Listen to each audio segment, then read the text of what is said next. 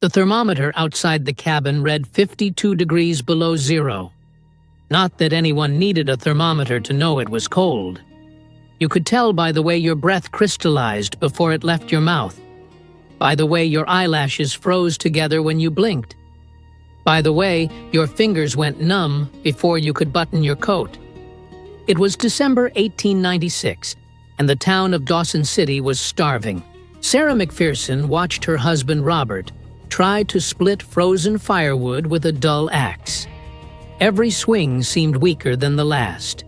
They had arrived in the Klondike 7 months ago with dreams of gold and a year's worth of supplies. The supplies had run out 3 weeks ago. The dreams had run out long before that. They were among the 40,000 people who had rushed to the Yukon when news of gold reached the outside world. 40,000 souls chasing the promise of easy wealth in a land that had no interest in keeping them alive. The Northwest Mounted Police had tried to warn them. At the Chilkoot Pass, they required every prospector to carry a ton of supplies before entering Canadian territory. A literal ton.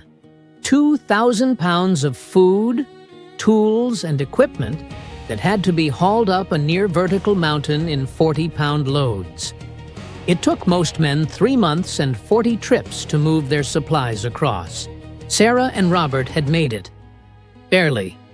Robert had collapsed twice on the final ascent, his heart struggling at altitude after a lifetime of sedentary work as a clerk in San Francisco. But they had made it, and they had their supplies, and they were going to be rich. That was before they understood what a Klondike winter really meant. The journey itself had been a warning that most ignored. The Chilkoot Pass was a staircase of ice carved into the mountainside. 1,500 steps that climbed 3,000 feet in the final 4 miles. Men called it the Golden Staircase, but there was nothing golden about it. It was a death trap of avalanches, crevasses, and exhaustion that claimed 63 lives in a single storm on April 3rd, 1898. Sarah had watched men collapse on those steps, watched them drop their packs and stumble back down, their dreams of gold dying with every step they couldn't take, watched others push forward with the glazed determination of people who had come too far to turn back, even when turning back was the only rational choice. The Mounties who guarded the summit checked every pack, ensuring the ton of supplies was complete. Flour, bacon, beans, sugar, coffee, tea, rolled oats, rice, dried fruit, baking powder, salt, lard, candles, matches, a tent, a stove, tools, clothing, medical supplies, everything you would need to survive a year in the wilderness, because there would be no resupply once winter closed the passes. Those supplies had seemed like such a burden on the way up. Now, they were everything. The sun rose at 11 in the morning and set by 2 in the afternoon. 3 hours of grayish twilight that never fully became day. The rest was darkness, broken only by the northern lights that danced overhead with mocking beauty while men froze to death in their tents. The cold was unlike anything Sarah had experienced in California. It wasn't just uncomfortable, it was predatory. It hunted for any exposed skin, any gap in your clothing, any moment of carelessness. Men lost fingers and toes in minutes. Some lost noses and ears. A few lost their lives simply by falling asleep too close to a fire that went out. Sarah's cabin was better than most. Robert had built it with logs cut from the surrounding forest, chinked with moss and mud that had frozen solid before it could properly seal. They had a small iron stove that they had dragged across the Chilkoot with the rest of their supplies. It burned constantly, consuming wood at a rate that terrified her. She calculated that they needed to burn 8 hours worth of wood every day just to keep the cabin above freezing. That meant chopping 8 hours worth of wood every day. In the cold, in the dark, with hands so numb you couldn't feel the axe handle. Robert was doing his best, but he wasn't built for this work. His hands blistered, then froze, then blistered again when they thawed. His back ached from hunching over the chopping block. His lungs burned with every breath of the frigid air. He was 41 years old, and the Klondike was aging him a year for every week. But the cold was only half the problem. The other half was hunger. When they had packed their supplies in San Francisco, they had calculated carefully. Flour, beans, bacon, dried fruit, coffee, sugar. Enough calories to sustain 2 people for 12 months of moderate activity. What they hadn't calculated was that moderate activity in the Klondike meant burning 3 times as many calories as moderate activity in California. Your body needed fuel to stay warm. Every shiver was a tiny fire burning inside you, consuming energy to generate heat. In 50 below zero weather, you could eat 4,000 calories a day and still lose weight. Sarah had lost 15 pounds since October. Robert had lost 25. The supplies that were supposed to last a year had lasted 7 months. And now they were gone. What made the hunger worse was watching what happened to your body without proper nutrition. Scurvy was already spreading through the camp. Sarah noticed it first in her gums, which had started to bleed when she ate. Then in her joints, which ached even when she wasn't moving. Then in the small wounds on her hands that refused to heal, staying raw and open for weeks. Scurvy was an old disease, the curse of sailors who went months without fresh food. The cure was simple. Vitamin C, found in citrus fruits, fresh vegetables, raw meat. But there were no oranges in the Klondike. No vegetables that hadn't been dried beyond recognition months ago. And the idea of eating raw meat, the way the local indigenous peoples did, was too alien for most prospectors to consider until it was too late. Robert's teeth had started to loosen in his gums. He tried not to chew on the left side anymore, afraid that a tooth might come out.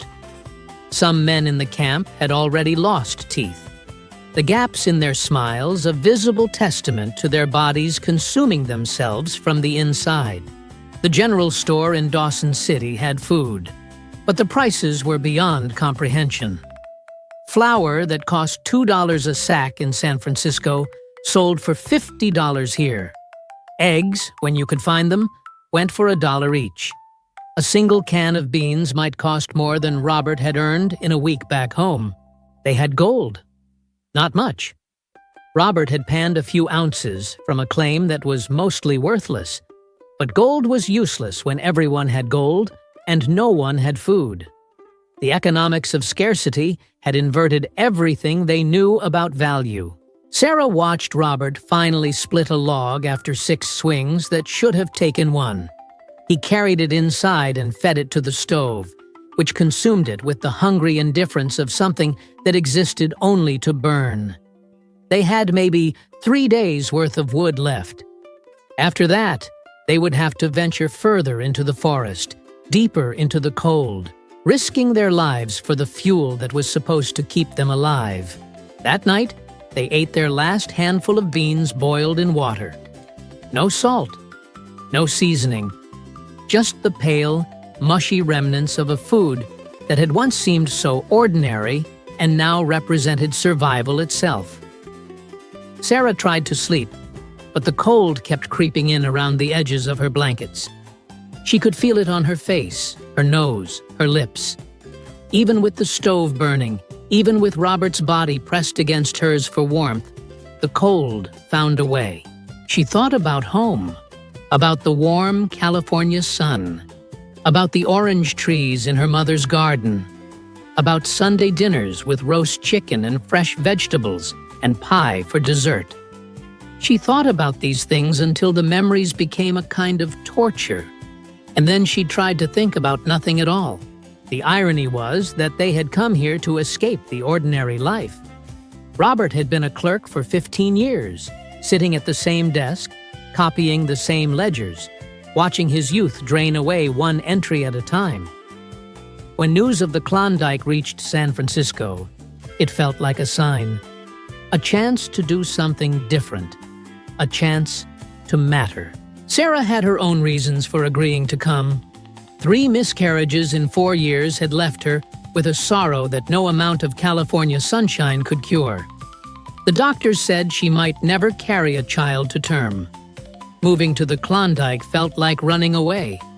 And maybe it was. But it also felt like starting over. Like becoming someone new in a place where no one knew the old Sarah McPherson and her failures. Now, those reasons seemed pathetically insufficient. What did it matter if Robert was bored at his desk? At least the desk was warm. What did it matter if Sarah's heart was broken? At least her broken heart had been properly fed. They had traded a life of quiet unhappiness for a life of desperate survival. And Sarah wasn't sure which was worse. In the next cabin over, a man named Patterson was dying. Sarah had heard him coughing for weeks.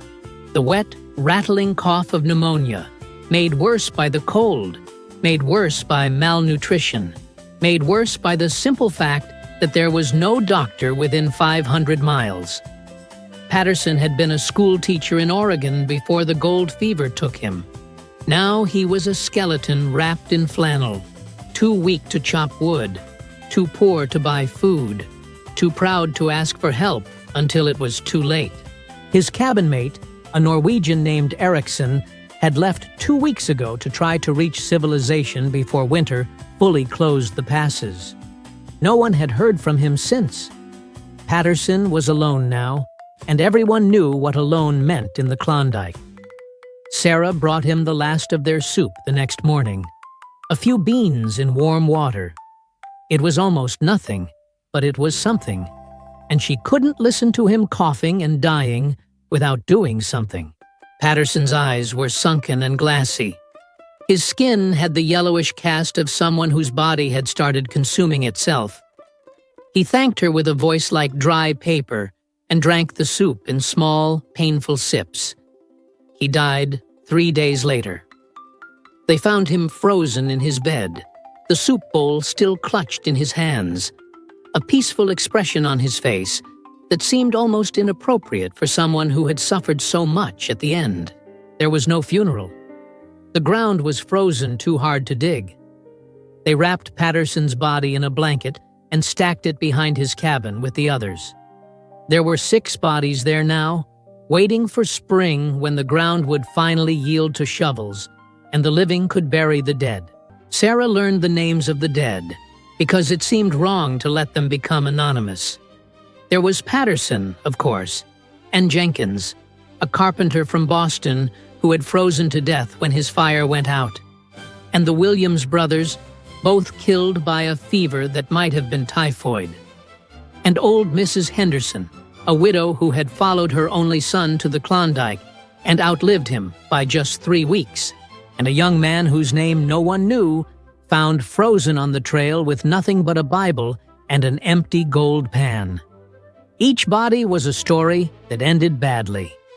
Each body was a warning that the survivors tried not to think about too hard, because thinking about it meant thinking about their own mortality. And that was a luxury no one could afford. The living developed rituals to stay sane. Some gathered for card games in the few buildings large enough to hold a crowd. Some read and reread the newspapers they had brought with them, memorizing articles about a world that seemed impossibly far away. Some wrote letters they knew would never be mailed, addressing words to families they might never see again. Others turned to religion, finding comfort in prayers and hymns that echoed off the frozen walls of their cabins. A preacher named Williams held services every Sunday in the largest tent in town, his breath rising in clouds as he spoke of salvation and eternal warmth. The tent was always full because even the faithless wanted to spend an hour somewhere they could pretend that someone was watching over them. January brought temperatures that seemed impossible. 60 below, 65 below. One morning, the mercury in the thermometer froze solid, meaning it was at least 70 degrees below zero. At those temperatures, metal would burn your skin like fire.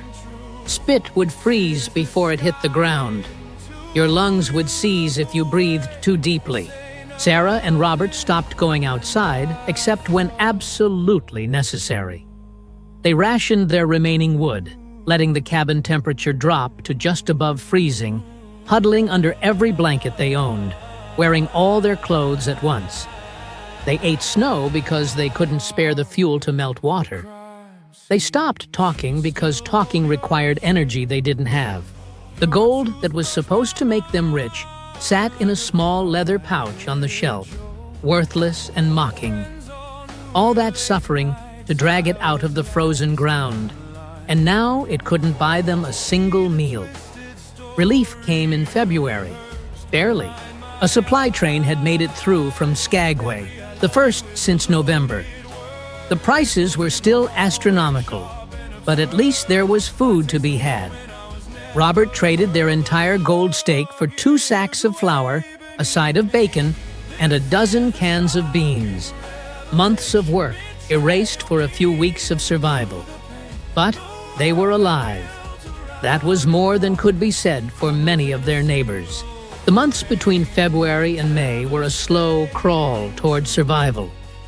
The days grew longer, minute by minute, and with each additional ray of sunlight, hope crept back into hearts that had almost forgotten what hope felt like.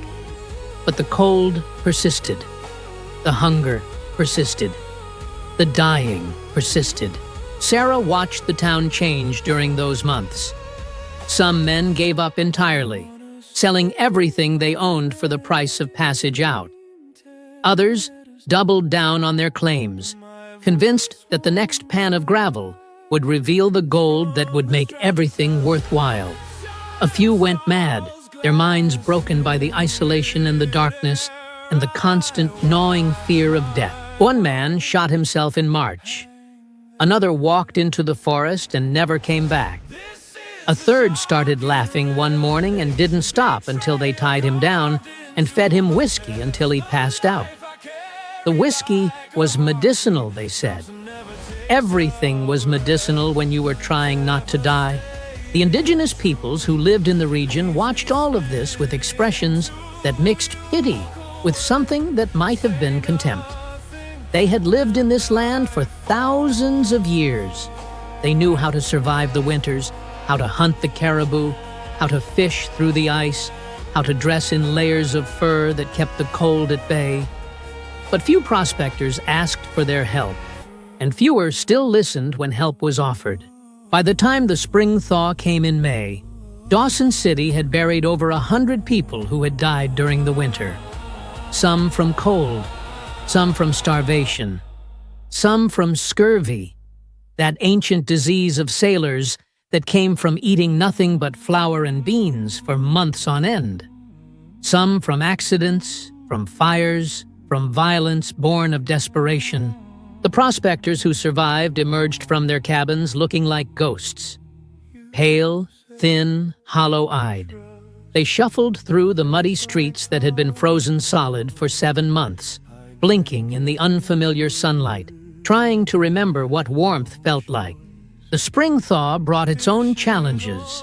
The frozen ground became a lake of mud that sucked at boots and made every step an effort. The ice on the rivers broke with groans that sounded almost human, releasing water that had been trapped since November.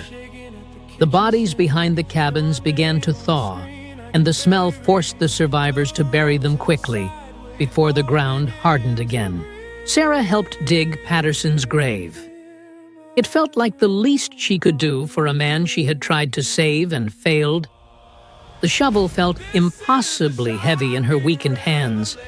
Her joints screamed with the lingering effects of scurvy. But she dug anyway, because someone had to, and because giving up on the dead felt too much like giving up on everything. They found $37 in Patterson's pocket, enough to have bought a month of food at Klondike prices. he had died with money that could have saved him, too proud or too confused to spend it. Sarah added his story to the list of tragedies she would carry with her forever. Sarah and Robert packed what remained of their supplies and began the long journey home.